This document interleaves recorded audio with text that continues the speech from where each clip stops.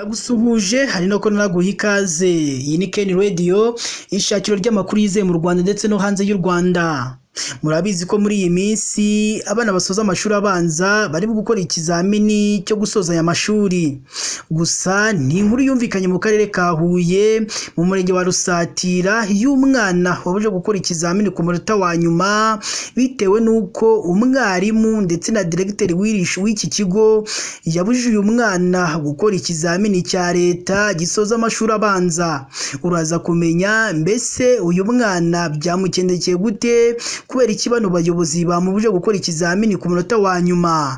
Mbese ubuyobozi bwo bwatangaje iki?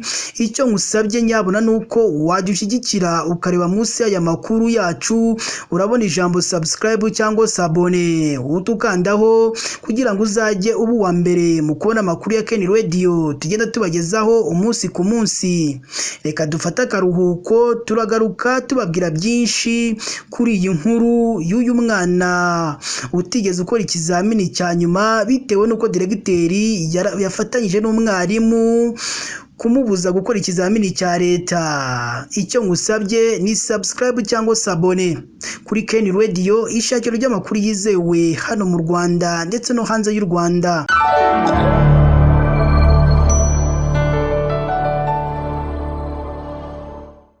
Reka nongeye nguhe ikaze mwe mwese mukunda gukurikira amakuru kuri Ken Radio, ishakiro ry'amakuru yizewe mu Rwanda ndetse no hanze y'u Rwanda. Nkuko twatimo turabibabwira, mu murenge wa Rusatira mu karere ka Huye ku mashuri abanza ya Mugongwe haravuga inkuru y'Icamugongo uyu mwana wabuje gukora ikizamini cya leta bisoza amashuri abanza. Amakuru avuga ko diregiteri w'ishuri yategetse umwarimukazi witwa Mukeshimana Eugenia gukura ifishi y'uyu mwana twirinze gutangaza ku mpamvu z'umutekano we mu zindi. Nyuma yo kuyikuramo, umwana yibura ku rutonde rw'abujuje amafishi bita gushusha, bimuviramo kudakora ikizamini cya leta kibanziriza ibindi. Bamwe mu babyeyi ndetse n'abarimu bativuje ko dushyira amazina yabo mu nkuru bigisha muri iki kigo bahamirije itangazamakuru ko diregiteri kuva na mbere yavugaga ko uyu mwana atazakora ikizamini cya leta kubera arangwa n'imyitwarire mibi muri iki kigo. Aba baganiriye n'itangazamakuru bagize bati uyu diregiteri yafatanye uyu mwana urufunguzo rw'igikoni ahabikwa ibiryo by'ingurube ze agurisha abarimu, ahita amubwira ko ari igisambo. Uyu mwana yamubwiye ko yaruhawe n'umwarimu wari uhamutumye, aho kumwumva atangira kujya amubwira ko imyitwarire ari mibi itazanatuma akora ibizamini bya leta. Nyuma aza no kubivugira mu ruhame mu nama y'ababyeyi bose.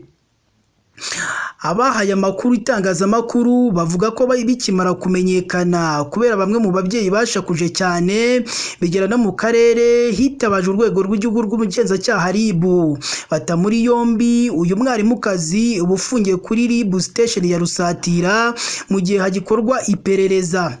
Uyu diregiteri witwa Kubwimana Anastasi ku murongo wa telefone yemereye itangazamakuru ko uyu mwana n'ubusanzwe atajya akunda kuboneka mu masomo n'umunsi w'ibizamini bari bazi ko atazaboneka. Abajijwe impamvu ifishi yategetse umwarimukazi kuyikura mu zindi, yagize ati barabeshya, ifishi zose z'abana ninjye wazeprimye ndanazitanga, iyo mbishaka niho nari kuyikura mu zindi, nanjye sinzi icyo uyu mwarimukazi yagendeyeho ayijonjora mu zindi, ndumva ariyo wabimenya, njyewe ntabyo nzi pe.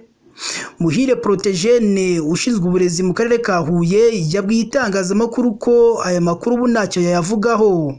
Ahugiye mu bizamini bya leta, ubwo yasubizaga umunyamakuru ku murongo wa telefone yamusubije agira ati waretse tukabivuga hejo, ubu ndi mu kazi kenshi ndabuze, turimo kugenzura ibizamini kuri site zigiye zitandukanye. Murangira Thierry umuvugizi w'urwego rw'igihugu rw'ubugenzacyaha mu Rwanda RIB ubwo twateguraga iyi nkuru twagerageje kumuvugisha ntibyakunda. Nagira icyo atubwiraho ku bijyanye n'uyu mwarimukazi ufungiye kuri RIB station ya Rusatira tuzabishyira mu nkuru yacu y'ubutaha.